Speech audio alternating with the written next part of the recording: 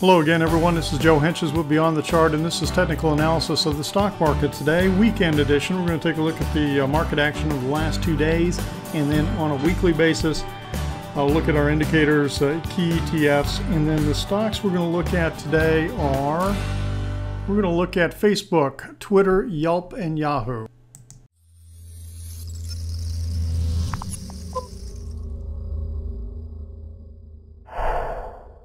Okay, so the Dow Industrials was up a huge 267 points yesterday after the jobs report. And I don't know, maybe the jobs report just gave everybody an excuse to buy. I'm not sure. But be that as it may, I mean, it was a huge day. It was up, closed near the high for the day. This is the highest close now. It looks like it's trying to break out of this range. On a closing basis, it has, but it hasn't gotten above the intraday high of back over in here on March 23rd.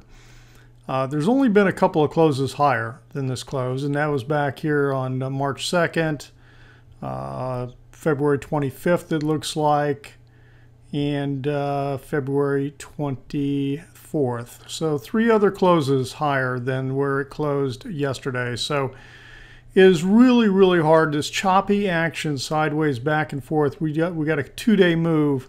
Let me get rid of it. Just like this 2-day move. Just like this 2-day move. And you can go back and see many, just like this 2-day move with a huge day, just like right in here. So, we'll see. We'll see again. And I know a lot of times I'm talking about, what kind of follow through we get, but that's critical sometimes to what's playing out. So, I mean, if you don't get any follow through, then this thing is, got the potential to reverse and come right back on down. So we'll see. Let me see if we can, and I took away the wedge lines in here. It just didn't look as good as a wedge should as it is. I'm seeing it on the S&P 500, on the NASDAQ, on the Russell 2000. Those wedges look a lot clearer to me. So not sure what is really going on here with the Dow since October. I mean, we had this really strong move up. Thought maybe we were doing a 1, 2, getting ready to do 1. But again, these are all overlapping, okay? Overlapping, very congestive. We could be doing a series of 1-2s, 1-2s and pushing higher, but we'll see what kind of action we get out of the market here. S&P 500, still sticking with this count that the wave 5 is completed up in here. I've got no reason to change it yet. It does look like an ending diagonal. It does look like this ending wedge formation here. Now, if we take out this point, we got to sit back and revise, and we haven't done it yet. It hasn't even taken out this point on the S&P 500. So the NASDAQ, a similar type scenario, a much clearer wedge up here. And again, the NASDAQ didn't do that much. Yeah, it gapped up and then went nowhere. So it's, again, still trending down on a short-term basis. And the New York Composite, similar type thing. I mean, yeah, we're close to a breakout high up in here, but we're still in this wedge congestion. We haven't broken out of that yet. We did get above this point here. So we'll see. We got the 10 is below the 21 here, so a little bit of short-term action. Sometimes that's a blip. Sometimes it's a sign of it's a turn. And so just going to have to continue to watch the Russell 2000. Again, remember I talked about, these were showing a little bit more of a classic wedge look to it. And, and a quick breakdown out of it. This is more of what I expected, although the more you push out into the apex, the weaker the result that you end up getting usually. So, And this turned into a doji bar on the Russell 2000 for Friday's action. So that's not exactly a super bullish bar, although it did gap up, but that's not a super bullish bar to me. When you look at the Dow on a weekly basis, now you see a little more of this congestive type of diagonal. It's a little bit clearer in here. The divergent stuff really hasn't gone away, although it may be trying to break to a higher point here. And the reason I say that is, but no, it didn't get even, this did not even get above this point here. That's 58.89, and we are at 58.26. So It may be trying to break this trend line, may be trying to break up, but it hasn't done it convincingly enough yet. Let's look at the other indicators. The blue line is the buying, and again, we're not getting any showing divergence. This is still showing divergence to me. So we'll see whether or not we get the breakout. We're gonna need to continue to get the the breakout here. S&P 500 weekly, again, this just is showing it on the, this almost looks a little bit like a hanging man, but again, you need to get confirming a bearish move next week to confirm that. NASDAQ, here's what it looks like on a weekly basis. I'm not, again, this is that wedge that we were looking at. They're all still riding above the 10-week moving average. So we're not getting that breakdown. And I don't have that on the S&P 500. For some reason, I must have been looking at something differently when I took that off. And then New York Composite weekly.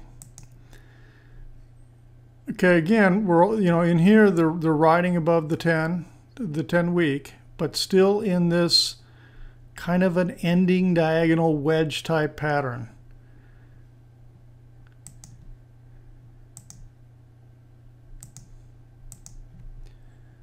And the Russell weekly, now this one has broken down. We've got two weeks below the 10-week moving average. And again, we talked about these trend lines, these major trend lines, and this one's pulled away. And we'll see whether or not, remember I had this dotted line in here and said we got some intra-week support last week here. We kind of got the same thing again this week. Came down, penetrated a little bit further, but bounced back up, but not up enough to say that it's trying to turn yet. I mean, that's not, doesn't look like it to me. All right, let's take a look at our indicators. Short-term trading index. Okay, we had this low reading 0.87 back here on the 10-week or 10-day on Monday. Then with the sell-off that happened, we got a couple bearish readings. Well, actually a little more neutral, but it pulled the 10-day up. Now it's come back down again a little bit. It's at the reading's at 0.897, so basically 0.90. So we're not back down into that extreme reading yet, but we could if we get a couple more bullish days. And then the next one we'll take a look at here is press the wrong button, is the VIX. Okay, so here with the big move yesterday, the VIX just collapsed. And on the opening, gap down, because the Dow just gapped up so big on the opening. So you got this huge pullback, but you still got the 10. The RSI's pulled down a little bit here. You still got the 10 above the 21 right now. So we got a little bit of a moving average cross, kind of saying that, the momentum is kind of trying to switch on the short-term basis. But if this continues down in here, it's going to pull that back down. So we'll see. Sometimes you just get this, and then it turns around on you. But right now, there's no other specific reading that I can see. The next thing we'll look at is okay, here's the new high, new low net. 48 more new highs than new lows for the day on a 200, almost a 300-point day. That's not super strong. It's pulling it back up into this range where it was. So it's pulled it back positive at least. But that's all we're getting at this point. And the McClellan oscillator. Okay, so the McClellan oscillator got negative on the 6th, which was Wednesday.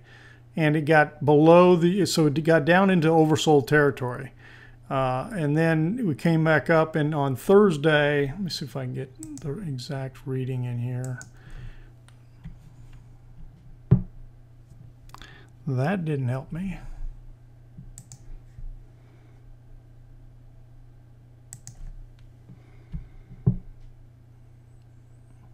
$141. So on Thursday it pulled slightly out of the overbought, but still right at the extreme reading.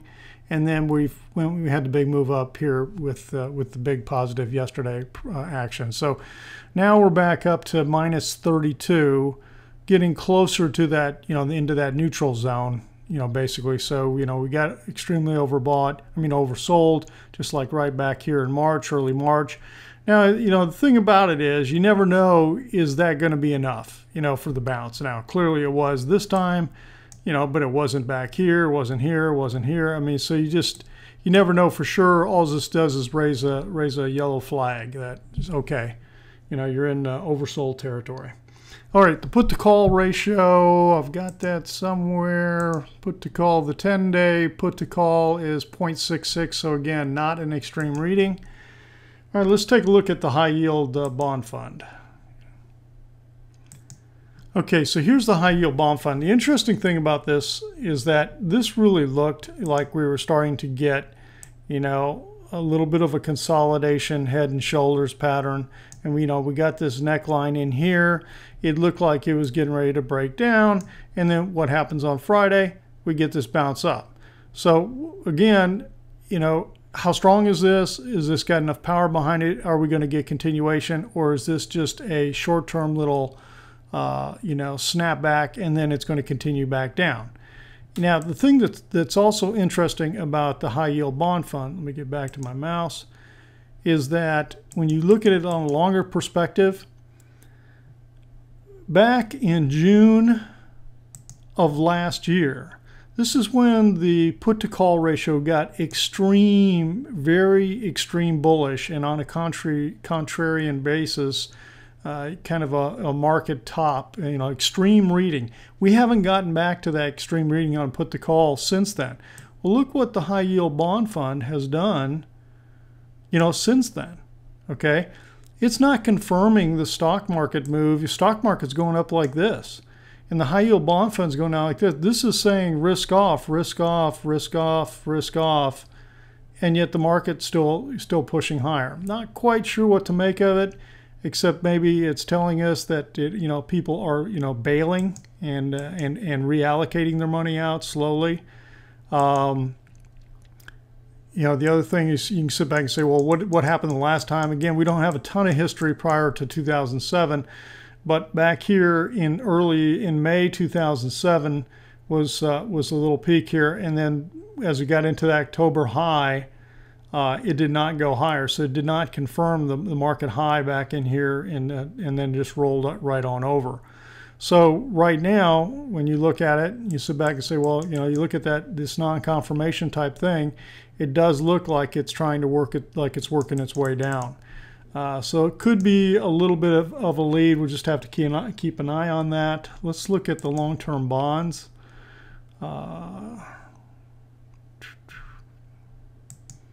Okay, TLT, 2-day snapback on TLT. It's trending down. Looks like it's getting support here in the 233-day moving average. Let's see. And, a little bit of support coming in back into this area and into here. But it definitely looks like it's starting to downtrend. Don't have any, let me zoom back out of it. Don't have any other specific reading on it. Could be getting a little bounce coming off the 233-day. All right, the next one is the dollar index.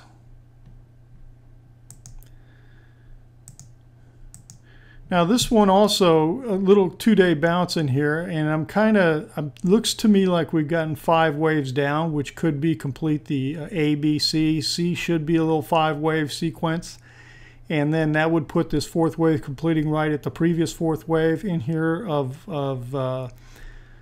this wave, intermediate wave 3 to the high side. So right now, if that's the case, I'm going to look for the dollar to strengthen and rally from here. So that's what I'm going to be watching for. And the next one is US 12-month oil, USL. Okay, so here's USL. Now, I did put another dotted line in here because I put it at the high close, and then we've got it at the high intermediate here. It's creating a little bit of a resistance zone, kind of in the middle of this congestion. And it's interesting that that seems to be what's, where we had some congestion, pulls up above it, now we pull back down into it. We could be getting some support. We'll see. Whether or not this will rally up off of this or break back down through it. Right now, short-term wise, yesterday's action looks like maybe it's trying to turn a little bit in there. And then the last one here on the markets is is gold. And let's see if here it is. And this is just chopping, a little bit of chopping sideways, you know, just kind of, you know, up, down, getting a little tighter in here. But again, my scenario is still, I'm looking for a move to continue to the downside, and we'll see whether or not we get that. You know, it's not telling me a whole lot different than what I've got laid out. All right, let's take a look at the semiconductor. Semiconductors, SMH, you know, it came up to this trend line here, thought we might get, you know, a breakout and push higher, and then it just sells right on off. Now, this last 2 days, it kind of tried to counter trend, but boy, this doesn't look like strong bullish, although it doesn't seem to matter. I mean, here, this looked like a nice strong bullish day and didn't get any follow through. So we'll see right now. I mean, you can almost say that it's just kind of chopping sideways since, you know, April 10th. You know, just chopping up, down, up, down, up. So not really getting any other kind of picture out of this. The home builders is the next one we'll take a look. Okay, XHB, the home builders, S&P home builders ETF. So a little bit of a rally here with the market on Thursday, Friday. Short-term, the intermediate trend and short-term trend are to the downside. We've had a pretty good little sell-off since basically the end of March. And this could be nothing more than just a little, you know, sharp rally. That's the one thing that I seem to notice is that when you're in these bear moves or corrective moves, the counter trend rallies seems to be sharper than the sell-offs. That's not always the case that you get when you're in an uptrend. It just seems like these bear market or the, you know, corrective and bear market type moves can be sharper. All right, let's see. And YELP's a testament to that, and we'll take a look at that here in a minute. Let's take a look at XLF. Okay, this is a little puzzling to me. I mean, it looks to me like, and bear with me with all my trend lines, but okay, so here's a trend line coming across the top. It almost looked like, you know, we're getting a little bit of a swing type move going to break out, and that's, you know, you could almost say that on for Friday's action. But I'm a little suspicious that what you might be running into is some resistance right here at the top. That's why I put this dotted line across and then put a parallel dotted line across the bottom down here. We could still be in just some kind of congestive action in here. Now we break through the top of this of these highs, then there's a good chance that it's kind of confirming that move. So we'll see. Now the volume's above the 50-day moving average, which is good, and that's what's happened the last 4 days. Last 4 days, of course, a couple of those were down. So, but there's not a significant increase on this move, so that makes me a little suspicious of it. Okay, and then the next one is biotech. Okay, so this biotech has the look and feel of a little bit of a counter trend, kind of a zigzag type move, you know, of this coming down, and then we're getting a little counter trend now. We'll see. Again, it's just like anything else. You got to have the follow through to confirm what you're getting.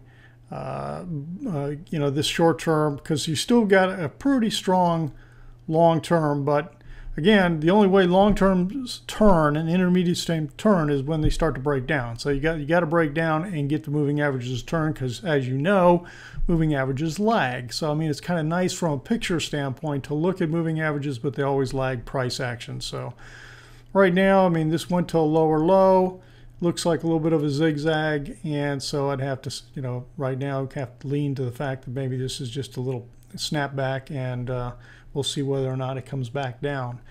And the last one we'll take a look at is XLE on energy. Okay, so the energy ETF pulled back more than oil did. To me, this is more of a pullback. You know, remember when I looked at USL, it kind of pulled back into this zone at the top up in here. So these guys are showing a little bit weaker. So we'll see. Again, we're still in this basing type of action down here in XLE, down near the bottom, and We'll see whether or not it tries to resume. But again, this is a bullish looking bar here. Whether we can get follow through or not, kind of remember what USL looked like it was trying to turn, but didn't have as big a bullish bar. All right, let's take a look at Facebook. This stock has been very, very frustrating. Since the October move, it has done nothing but chop sideways. And as I reevaluated this today, I'm starting to think now that this chopping sideways was really a fifth wave, like diagonal type action, expanding diagonal of some kind. There's a lot of three-wave type look going on in here, okay? And so I think that's the fifth wave of the major move up on Facebook, and that we're now in some kind of corrective action. We break this short-term trend line here. We break a trend line from the 1st of February that broke in mid-April, started to break here, kind of caught it, and then broke again here in late April, breaking down. We go to a lower low here. It's just not acting very bullish right now, and it's just acting like it wants to break down. We'll see whether it continues to go with this move down here. Maybe it'll catch itself at the 233-day, but look at the action where Facebook was basically up 8.5 cents yesterday when the market was up, the Dow was up almoed 300 points. Now again, the action in the Nasdaq wasn't super bullish on the move yesterday. It gapped up and then didn't go anywhere. So, all right, let's take a look at Twitter. And of course, we looked at Twitter after the collapse, and again, this basically crashed. And my interpretation of Twitter is, I'm starting to think, and I laid this out before, I think we're in some kind of five-wave sequence down. And if that's the case, a third minor wave within a third intermediate wave. In the third wave is when you get these kind of crash moves and big strong gap down type moves, and that's what happens. So we'll see. Right now we haven't taken out this low here. That would be my next expectation. But the other thing I noticed was the breaking of this trend line right down in here. So that's a negative. We could be simply just kind of pulling back to it, and then we'll see if it rolls over again. Although this little corrective move in here was kind of a sideways chop, we may get more of a zigzag pullback and then roll back down, but that would be what I'm looking for off of that. Okay, and then next one is YAHOO. Now let's see, let me zoom back on YAHOO.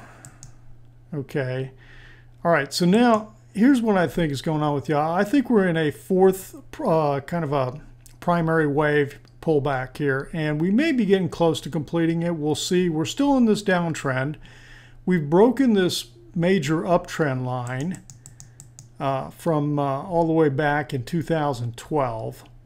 Okay, and I do think we had a five-wave sequence up here that completed this third primary wave, and so therefore I think we're in this fourth primary corrective action. We may have more to the downside. A lot of times it'll correct to the previous fourth wave. Okay, and so we may have more to go. It clearly bounced in sympathy with Alibaba, and Alibaba bounced after its earnings. So again, now the other thing, that if it breaks this trend line here, this trend line here is kind of containing all of this corrective action. So if it breaks that, then there's that's very bullish, very positive. It could be the sign that it's getting ready to run and bust out. So we're going to watch for that and see what kind of volume we get on it. Well, it's not telling me a whole lot. The demand index is still negative. Yeah, we're above 50 on the RSI, but hard to get any other kind of reading off of it. So that's what I'd be watching for on YAHOO. Basically, I still think we're in downtrend line unless we break this trend line here, and we'll have to watch to see how it does it. What's the price action when it does it? Last one today is YELP. And okay, there it is. All right, so YELP, this two-day huge move because YELP announced that they're retaining, I think they were retaining somebody, I can't remember who it was, to either sell themselves or entertain ideas for selling themselves, or it's kind of, I don't think there was anything definitive out there. So this really looks like a lot of short covering. Everybody's just like, oh my gosh, it's like now, they panic buying. And so that's exactly what you got on these 2 days. I mean, look at the volume went right through the stratosphere here on the last 2 days. So the thing that's really, I was trying to get into puts. I was into puts here, got stopped out here. I was playing a little counter trend move. The frustrating thing with YELP is that it just doesn't give you a warning. I was getting a little bit of a signal that it was trying to break down, but it didn't stay strong enough for me to stay in. You got really not much warning here unless you were willing to watch this very closely and get in and go short on this move, gambling that was the top as a little doji bar. Again here, the counter trend and then just smashes down. So YELP has been a little bit of a spastic on its moves.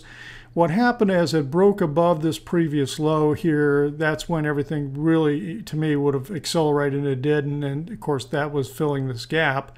There just was no, nobody was going to come in to sell now back in here. We'll see. I'm still, when I look at this, it's very counter trendish.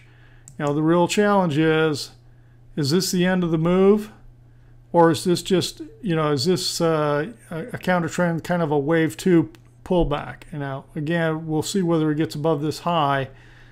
And I got my doubts, but it's the wave count in here is a little hard to tell. I mean, I could almost make the case that this was a 5-wave A, B, or a 1, 2, and then this was kind of a 1, 2, but that will go away if this high is taken out here. So, big move up in 2 days.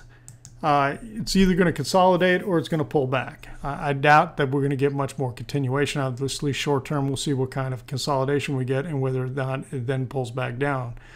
So again, no specific play on YELP. But when I talk about the warning on this stock, I mean down in here, I mean trying to figure out where would you have decided that it was okay to go ahead and buy, unless you were just taking a long term, that it was on a short term trading basis is what I'm talking about. What's the signal that was said, okay, it's time to buy? I don't really see one in here. You never got a close above the low. Didn't get a close above the low. The only signal you would have got is when it broke above this low. You might have said, okay, let me jump in and go for a ride, and you would have had a really nice ride for a day and a half. So, all right, that's it for me today, and I'll be back tomorrow. I'll take a look at the trade ideas. We'll at least review the trade ideas we exited and or are in tomorrow. I'll look to see if there's anything new for the coming week or not, and I'll be back out with that. And again, make sure you bookmark in the website. And I do want to mention about emails going out, because I know some people are finding that, on Gmail you get 3 areas: primary, social, and what is it? There's a third one. And sometimes you're promotional, I think it is. And sometimes these emails can be dropping into those categories, and then you don't really see them. So try to make sure that the emails you're getting from me, they're in your primary area, so that you can see and are aware that when you get an email from me and the post is out, that you at least can see it. So, all right, this has been Joe for Beyond the Chart. We'll talk to you tomorrow night. Have a great week.